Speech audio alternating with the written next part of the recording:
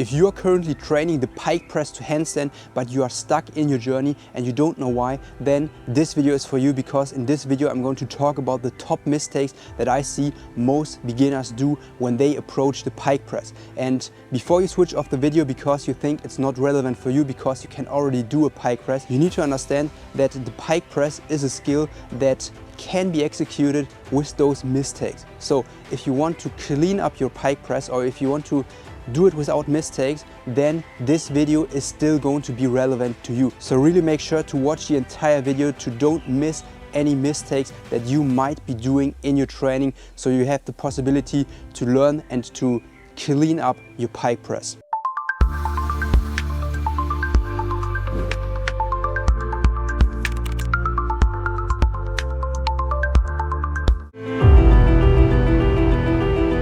Okay, let's start with the first technical mistake. It's a lack of hamstring flexibility. So if you're not capable to touch your feet with straight legs, then you're making it pretty difficult for yourself to lift your legs in the pike position, because you're not capable to bring your feet close to your hand.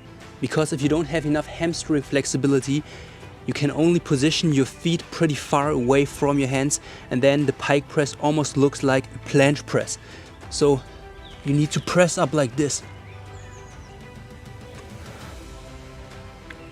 And this requires a lot of shoulder strength. So the first step is to work on your hamstring flexibility. So first of all, you can do the pike stretch, the basic pike stretch, which looks like this.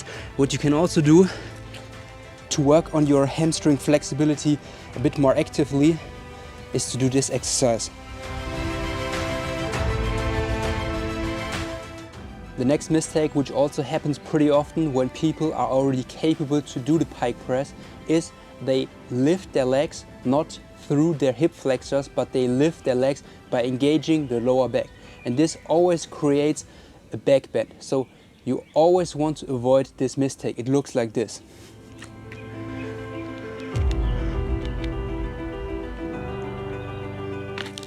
And you are directly getting into a really bad position. So always make sure to extend your legs through your hip flexors. And just to demonstrate one more correct version, when you're pressing up into the handstand, you always want to bring your hip up first, and then you want to extend your legs through your hip flexors. So it looks like this.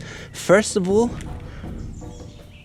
you're bringing your hip up on top of your hands, and now you extend your legs through your hip flexors. And then you are in a straight handstand. One more mistake that also happens extremely frequently is that some people are leaning way too much forward with their shoulders, even though they have enough hamstring flexibility, but they just don't understand the technique, or they think it's a strength move. So what they do, they are probably starting extremely close with their feet to their hands, but instead of pressing up in the right way, they do something like this. It just takes way more energy and it makes the movement extremely inefficient. So always make sure to round your back and to really elevate with your scapula. So what you don't want to do is to be in a retracted position like this. You always want to be protracted and you want to be elevated. Like this, it's way easier to do a clean press. The next mistake is that some people think that doing the pike press with slightly bent arms is going to help them to unlock the straight arm press. But in reality, these are two completely different movements, and they are going to feel completely different because the muscle activation is completely different in those two different skills. So don't make the mistake of bending your arms. So it would look like this. This is what you shouldn't do. So usually they are leaning forward and then they feel like, okay, I can't lift my legs off the floor. So what can I do in order to bring them off the floor? Maybe I just bend my arms and then I do the press like this, and eventually I'm capable to straighten my arms. But it's not going to happen because you specifically need to strengthen your straight arm strength.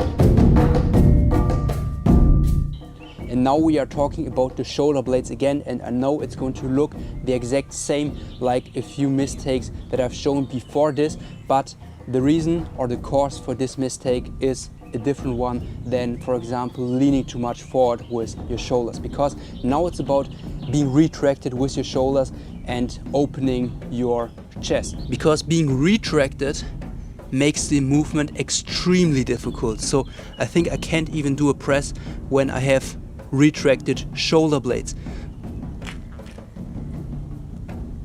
Okay, at least it's extremely difficult. So what you want to do in order to make it easier is to bring your shoulders in front of your body. So just imagine bringing your shoulder blades apart from each other. So the correct shoulder position is a protraction, so bringing your shoulders in front of your body, and it's going to look like you are in a rounded upper back position, but this is how the movement should be executed. So not like this, but like this.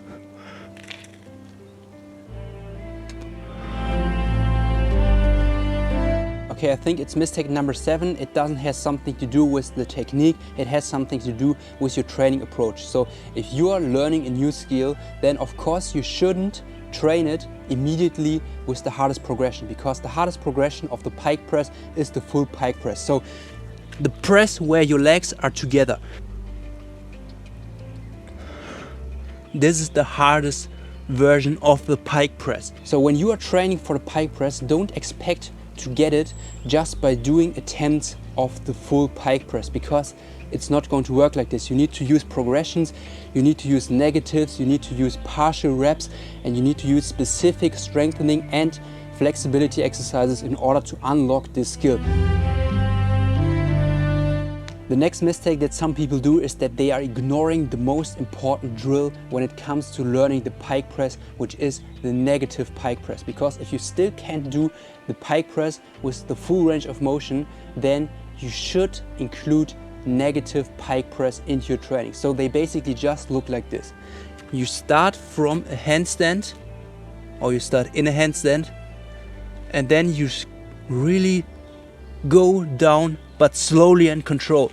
In the best case, you also hold at the bottom for a few seconds. This drill allows you to go through the full range of motion of the pike press without being able to do the positive execution of the pike press yet. But it's going to condition you to learn this press extremely fast.